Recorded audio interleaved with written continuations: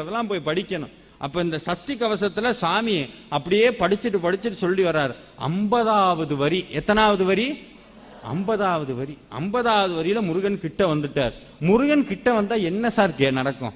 முருகன் கிட்ட வந்தா முதல்ல சலங்க சத்தம் தான் கேட்கும். என்ன சத்தம் கேட்கும்? சலங்க. இது யார் சார் சொன்னா உங்களுக்கு? நீங்க கேட்டிருக்கீங்களா? அனுபவிச்சு பாருங்க, நீங்களும் என்கிட்ட சொல்லுவீங்க.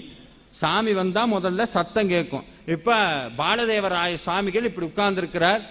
அந்த சஷ்டியை நோக்க சரவண பகவான் பாடிக்கிட்டே இருக்கிறார். முருகன் வர்றது அப்படியே தெரியுது. கடைசியில 50வது வரியில சொல்றார், அந்த திருவடியில ஒரு சத்தம் கேக்குது, பாதத்துல ஒரு சத்தம் கேக்குது. அப்படியே கேட்க எப்படி கேட்கிறான்? சிலம்பு சத்தம் கேட்குது. உள்ள சத்தம் வருது. எங்க சத்தம் வருது? உள்ள சத்தம் வருது. சாமி உள்ள சத்தம் வந்தது.